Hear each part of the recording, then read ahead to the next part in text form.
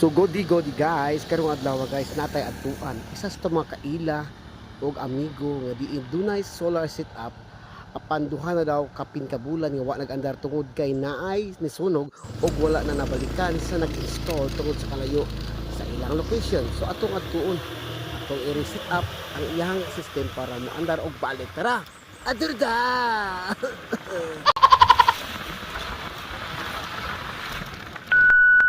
So ni anata guys, sumaw kini ang hybrid inverter ni Sir nga 6 kilowatts na dugay-dugay na gitawang natulog tungod sa dunay mga issue o problema tungod kay tanawa guys nasunog ang side sa battery line. Ayan, nasunog. So ato na siyang i-bring back to life, no? Kaya sayang kaya ang kapagasto ani para pud makatipid na pud siya balik guys. Og ingon pa ni Sir, 7 to 8,000 ang iyang masib sa bill sa kuryente kinatibukan pag nag-andar ni nga system. So doon mga palitan lang guys, palitan na to. Magpadigos ta guys, ito mapalit ta og circuit breaker og ubang panggamitono nato nga solar. Kaya to tong i-repair. Guys, nung nakapalit ta gid tag MCCB circuit breaker para sa battery 1 to 5 amperes. Yan.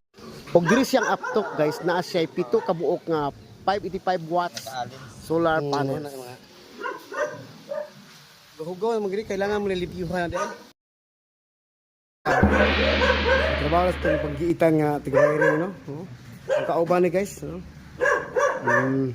Una mong trabaho dito guys, hybrid inverter 6 kilowatts. Hugot na kayo kay. O binili siguro gamay, oy. Hugot na kayo kay. Kung magmoy gamitan, hurot naman yung tanan.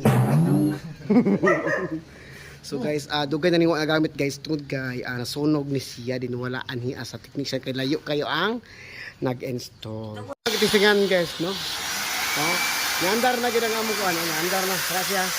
Oh, naandar na.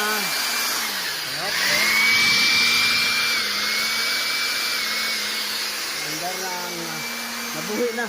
Pero pa na human og wiring og hipos ang wiring. Tabaan ana oy.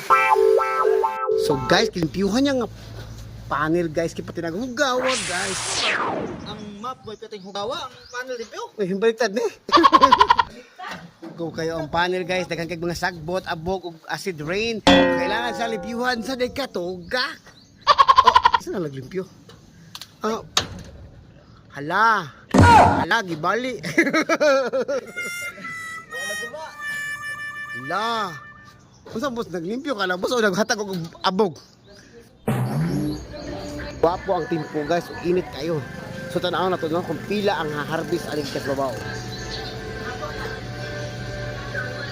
Wow, naa sa mga 3,600 watts ang harvest gikan sa mga solar panel.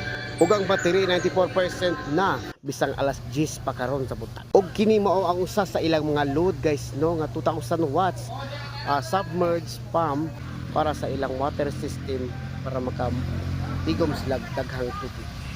Kung ato po gitauran og ETS guys no para in kasog mahurot ang battery o naay mga maintenance bill wa putol ang ilang kuryente. So diri sa LCD guys makita na to nga 3,600 something watts ang harvest gikan sa solar panels og ang uban gi-charge ug ang uban padulong sa ilang mga appliances or load. Ug sa app sa cellphone makita pud nimo ang tanang impormasyon nga naa naglatay og nagawas sa system.